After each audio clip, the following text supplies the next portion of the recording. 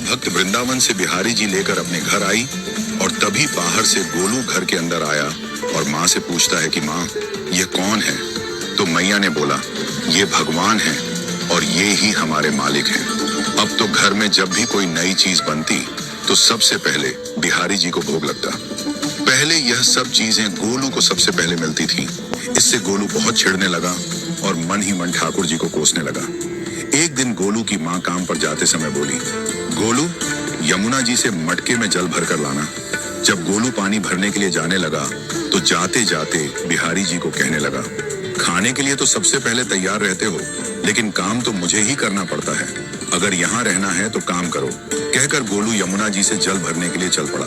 गोलू जब यमुना जी में जल भरने लगा तो उसने देखा कि यमुना जी के अंदर बिहारी जी विराजमान है और कह रहे हैं, ला गोलू, घड़ा हम भर देते हैं। गोलू उनको देखकर हैरान हो गया और बोला, नहीं नहीं, मैं अपने आप भर लूंगा।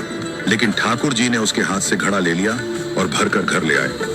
गोलू घर आकर डर रहा था कि अगर माँ को पता लगा कि मैंने ठाकुर जी से काम करवाया है तो आज मेरी पक्की पिटाई होगी। माँ ने घर आकर बिहारी जी को गीले कपड़ों में देखा तो एकदम से हैरान हो गई और कहने लगी कि गोलू, ये जरूर तेरी शरारत है, जरूर तूने ही इन पर जल डाला है। गोलू ने अपनी माँ को समझाने का बहुत प्रयास किया, लेकिन माँ ने उसको डांट कर चुप करा दिया और ठाकुर जी के भीगे हुए वस्त्रों को बदलने लगी।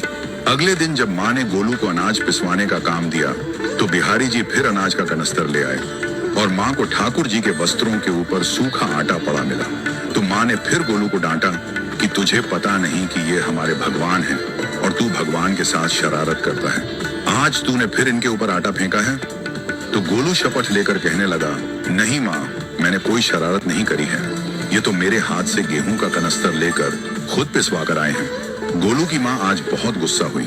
अगले दिन फिर माँ बोली, बेटा गोलू, आज तुम्हारे बाबा बाहर गांव से वापस लौट आएंगे। बस आज का ही काम है, तुम जंगल से थोड़ी लकड़ियां ले आना। गोलू फिर डर गया, कहीं ठाकुर जी फिर मेरे पीछे ना आ जाएं। गोलू ने माँ को बोला कि मैं चला तो जाऊंगा, लेकिन बिहारी जी को समझा लो, वो मेरे पीछे ना आए। उसकी माँ हंसकर बोली, हाँ हाँ समझा दूंगी, तुम जाओ तो सही। गोलू जल्दी जल्दी लकड़ियां लेने जंगल में चला गया और माँ काम पर चली गई। लेकिन उस दिन माँ काम से जल्दी वापस आ गई और देखा बिहारी जी अपनी चौकी पर विराजमान नहीं है। वह तो एकदम से घबरा गई कि कहीं गोलू की शरारत तो नहीं। वह भागी भागी जंगल की तरफ गई। तभी उसने देखा कि गोलू के साथ एक इंसान लकड़ियों को लेकर घर आ रहा है। गोलू की माँ यह देखकर हैरान हो गई कि यह तो बिहारी जी हैं। ये क्या हमारे भगवान हमारा काम कर रहे हैं? इसका अर्थ गोलू ठीक कह रहा था। वह जल्दी जल्दी भागकर ठाकुर जी के पास गई और लकड़ियां उनके हाथ से लेते हुए उनके चरणों में गिरकर रोती हुई बोली, हे बिहारी जी, ये आप क्या कर रहे हो? मुंह गरीब का काम क्यों कर रहे हो? ठाकुर जी मुस्कुराते हुए बोले, हमें तो तेरे बेटे पर बहुत प्यार आता है। सब लोग हमें भगवान समझते हैं, लेकिन एक तेरा बेटा ही था जो हमको अपना मानता था। अपना मानकर वो हमें डांट भी देता था, हमारे साथ गुस्सा भी करता था, और जो हमें एक बार अपना मान लेता है तो हम उसके मान के लिए उसके ही हो जाते हैं।